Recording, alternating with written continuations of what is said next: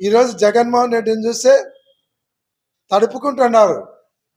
ఆయన బయటికి పోతానంటే భయపడుతున్నాడు. వేలాది కొద్ది జనం వస్తున్నారు. ఏంది 11 సీట్లకు పోతే ఆయన ఇమేజ్ ఏంటి, జనం ఏందని భయం పుట్టుకుంది తెలుగుదేశం పార్టీ నాయకులకు.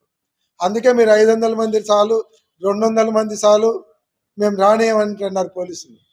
జన ప్రభంజనాన్ని అడ్డుకోనికి పోలీసులతో అవుతుందా, మీతో అవుతుందా, ఎవరితో అవుతుంది? స్వచ్ఛందంగా వచ్చేవాళ్ళను. ఆ భయం నుంచే ఈరోజు మొత్తం తెలుగుదేశం ఎమ్మెల్యేలందరినీ మీరు పోయి రోడ్లు పట్టుకొని తిరిగిపోండి, ఇంటింటికి పోమంటారు.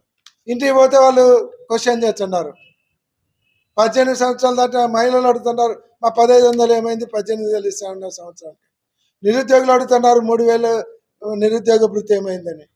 ఎస్సీ ఎస్టీ బీసీ మైనార్టీలు 4,000 పింఛన్ ఇస్తా ఉన్నారు, 4,000 అడుగుతున్నారని భయం.